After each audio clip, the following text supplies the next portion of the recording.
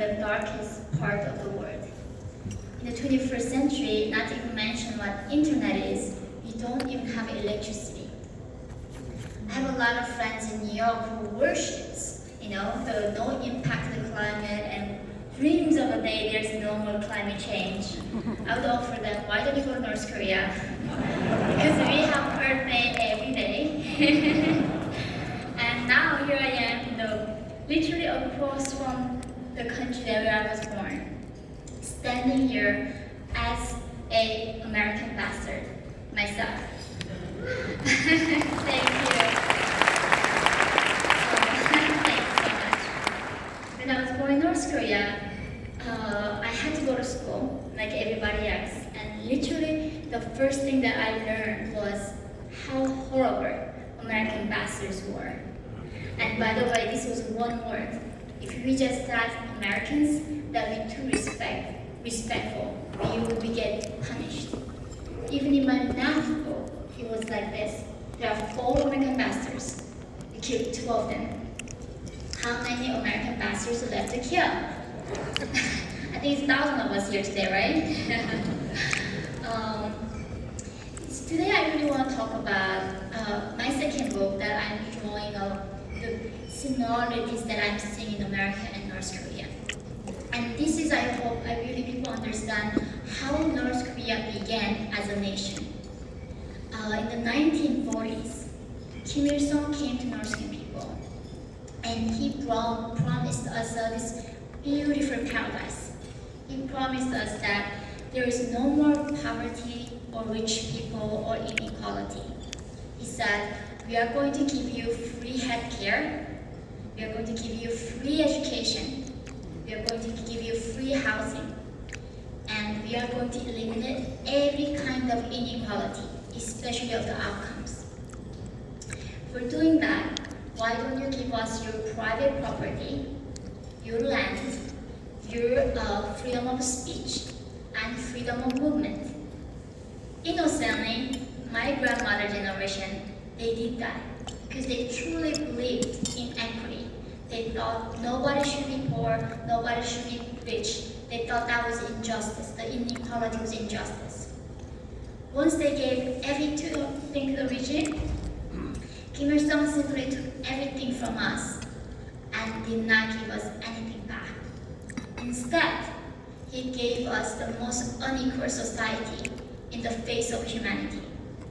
North Koreans are unlike Americans. We are homogeneous, we have the same genetics, we speak the same language. We are one same Korea almost for 5,000 years. After Kim Il-sung took power, he divided North Koreans into 51 different classes. So there are too many classes, so simply they divide it into 3 big groups. And usually in North Korea it's a joke. The first group is what we call tomatoes. You're red inside, you're red outside. You are absolute perfect communist. Therefore you're a loyal group. The regime likes you. Second class is apple. You're red outside, but you're white inside. You're questionable. You need a surveillance from the regime. Third is a really screwed class. You're grape. You're not even red inside or outside. You're a hostile class. Government gonna punish you throughout the generation. There's no redemption. There's no way of changing that status. I always say whenever I try to give a speech, I get nervous. And this thought of that, even if I say the wrong words standing here, that I'm not gonna be executed.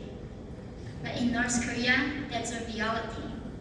The very first thing that my mom taught me as a young girl was, don't even whisper, because the birds and mice could hear me.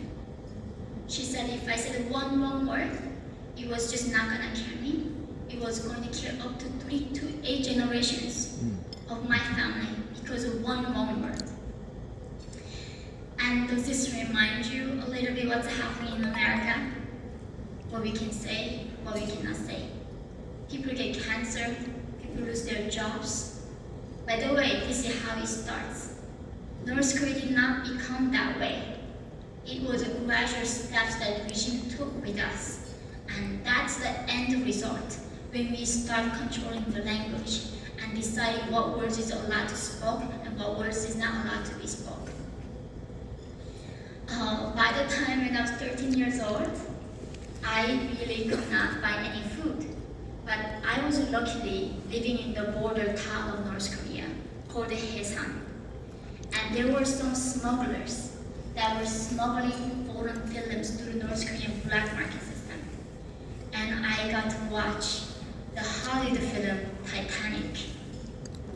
As a teenager in North Korea watching Titanic, I was utterly confused. Because in North Korea, there's no Romeo and Juliet. There's no love stories. There's literally no word for love. Kim Jong-un recently banned Mother's Day because he was afraid that if we love our mothers, we are not going to love him as much. So love between human beings are denied in North Korea. I never heard from my parents that he loved me, or my mom tells my father that she loved him.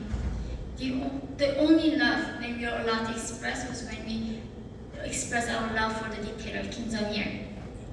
And in this movie, I saw a man dies for his lover. And that's when I got this glimpse of outside world. And I decided to escape from my homeland. It was 2007 when I was 13 years old.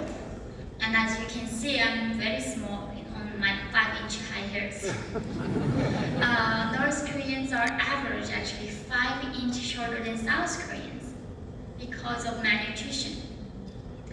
And I wanted to go somewhere to find food, and that was China for me. Right before my escape, I wanted to escape with my own sister, but I couldn't go with her because I had a horrible stomach ache. So she escaped first, and my parents took me to a hospital. And here again, we are living in a socialist paradise where healthcare is free. In North Korean hospital, the nurse uses 1 needle to inject every patient. They use earbuds as a drops, and doctors would not treat you if you don't bribe them. That's what actual free healthcare looks like. This is the last thing I saw from my homeland. We don't have indoor bathroom obviously in North Korea. We had to go outside. After my operation, that did not even have any proper anesthesia.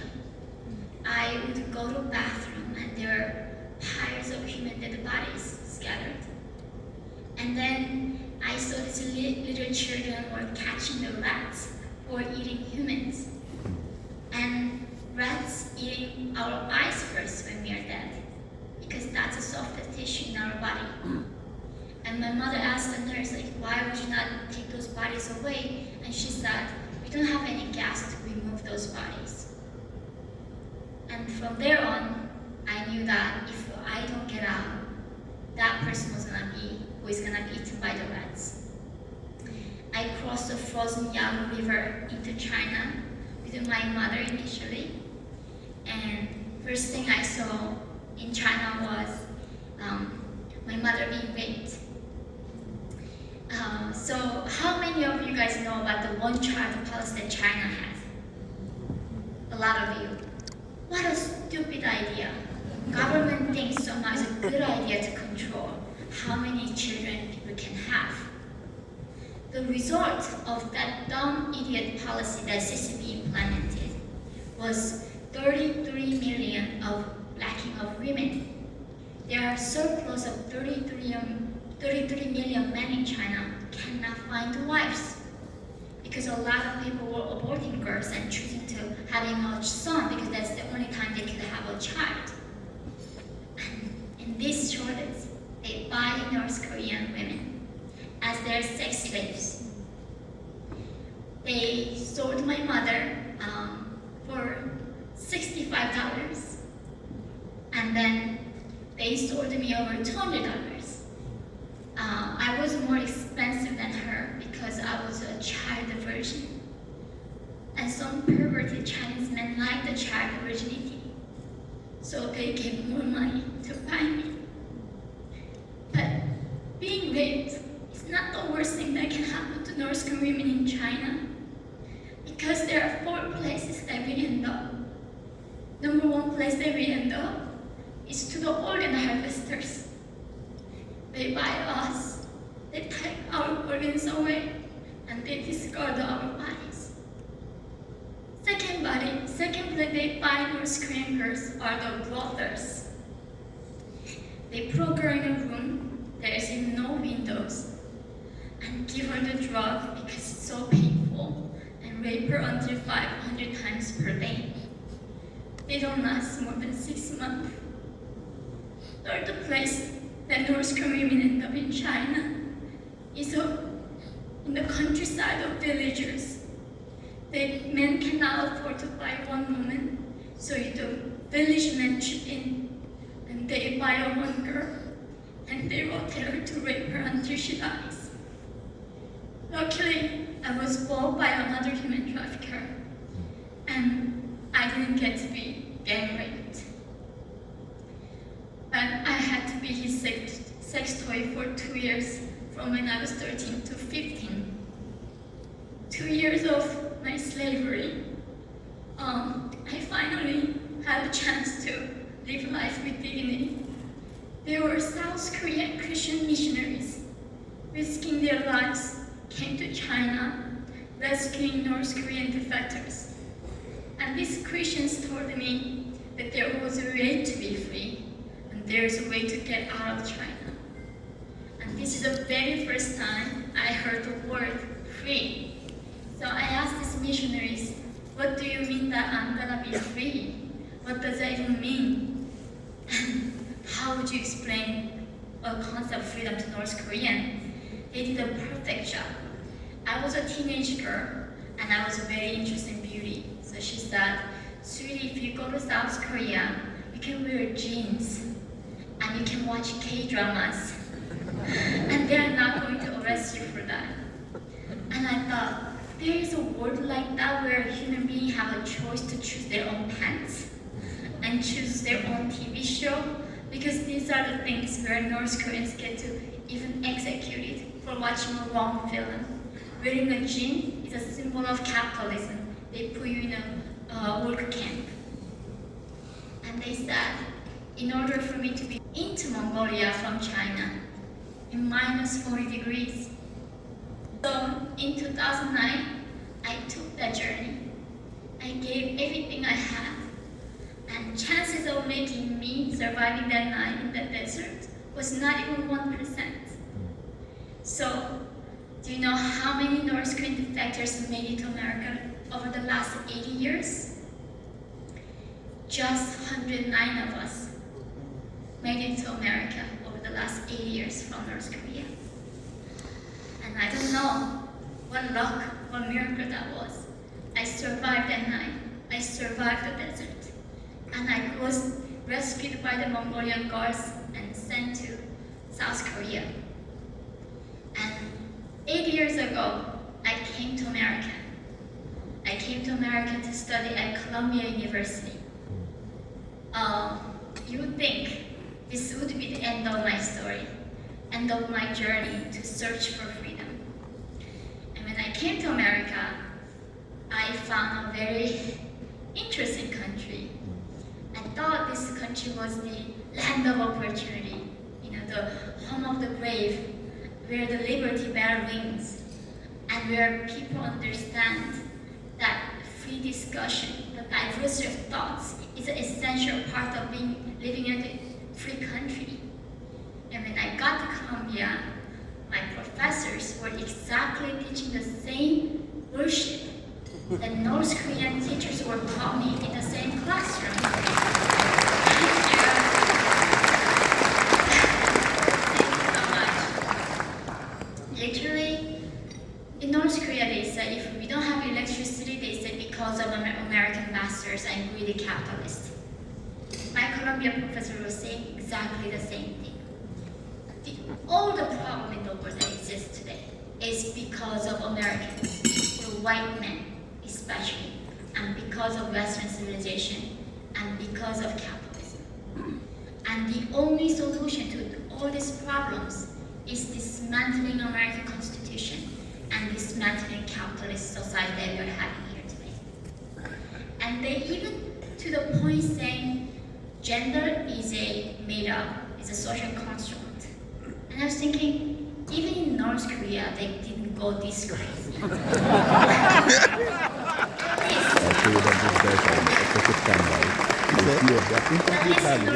know what woman is. And in America, by saying that now I'm big. And then my professor was saying, even math and science is made up by white men to control minorities. And this was the same lesson I received from my nursery teacher. My nursery teacher one day asked me, Yeonmi, what is 1 plus 1? I said 2. And she said, you're wrong. My dear leader Kim Jong-il, when he was a child, discovered that if you add 1 drop of water to another drop of water, what does it become? It becomes bigger one. It does not become 2. That's how you prove that math was made up by the West to control minority people. And this same thing is being taught in American Ivy League University. I'm a mother now, raising 5-year-old beautiful child. And when I had him in Chicago, the hospital, Northwestern Hospital, gave me his birth certificate. And in the birth certificate said, father was born in the USA. He was a white guy. And mother was a North Korean. And I was thinking, when North Korean women being raped in China and get pregnant and sent back to North Korea, they inject women's belly with salt water. They kick the woman's belly until baby dies. They don't believe in mixed race in North Korea. My son can only exist in freedom. Because if I didn't come to America, he would never exist. He would have gotten killed before he was born. And here I am, fighting for my freedom again. And this time, I decide to not run again. Because if America goes down, where do I go, guys? We cannot escape to North Korea, obviously. There is really, really no place to go. And though this is where it really bothers me, because tyranny always comes in a disguise with compassion. And people with good intentions believe this amazing story that, I asked my Columbia classmates, why do you hate America so much? What about capitalism you hate so much? Why? They are in their purple hair, literally. Without capitalism, you think who's gonna make the purple hair dyeing color for you? Literally, I came to America, I go to try to buy my toothpaste. There's mint scent, complete whitening. There are dozens of different types of toothpaste and hair dyeing. Only in capitalism you get that choice. And they said, I hate capitalism because there's inequality. Look outside. There are homeless people and there are billionaires. Therefore, capitalism is so evil that we need to destroy it. And to a North Korean, for me, I was like, what do you mean you have a homeless? You have right not to work? In North Korea, if you choose to become homeless, what happens to you? They put you in a prison camp. They rape you, they torture you, and they kill you eventually. You have the right not to work. That's a sign of tolerance. That's a sign of freedom. Inequality is not the enemy. Poverty is enemy. And I hope all we can remember from nursery example, when people buy this idea where government can take care of us, they can take care of our health, our children, our education. Governments are just a collection of selfish people, a lot of them. And it is up to us to take care of our lives. And I really truly hope that we do not take the path that North Korean people chose to take. And we can keep America as what it was, what it used to be. So thank you so much, everyone. And we have a Q&A session after this. Thank you.